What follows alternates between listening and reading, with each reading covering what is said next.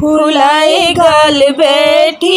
ननद अंगने में, फुलाए गाल बैठी ननद अंगने में, फुलाए गाल बैठी ननद अंगने में, फुलाए गाल बैठी ननद अंगने में, ननद अंगने में, ननद अंगने में, ननद अंगने में, ननद अंगने में, फुलाए गाल बैठी ननद अंगने में, फुलाए गाल बैठी ननद अंगने में। कैसे मैं पहनूं राजा हीरे का झुमका, कैसे मैं पहनूं राजा हीरे का झुमका, लगाए घात बैठी ननद अंगने में, लगाए घात बैठी ननद अंगने में, लगाएगा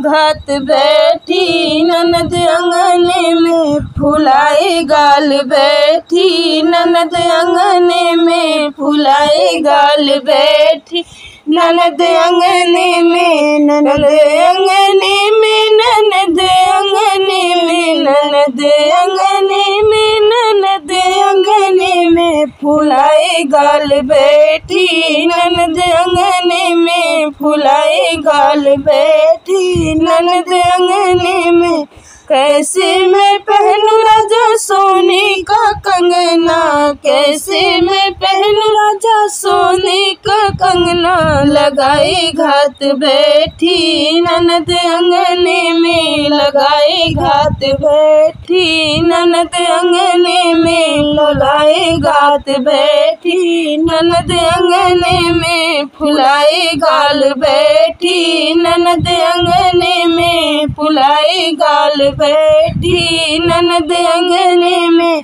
ननद अंगने में, ननद अंगने में, ननद अंगने में, ननद अंगने में, फुलाए गाल बैठी ननद अंगने में, फुलाए गाल बैठी ननद अंगने में। कैसे मैं पहनूं राजा चटकी चुनरिया, कैसे मैं पहनूं राजा चटकी चुनरिया, लगाए घात बैठी ननद अंगने में, लगाए घात बैठी ननद अंगने में, फुलाए गाल बैठी ननद अंगने में, फुलाए गाल बैठी ननद अंगने में, फुलाए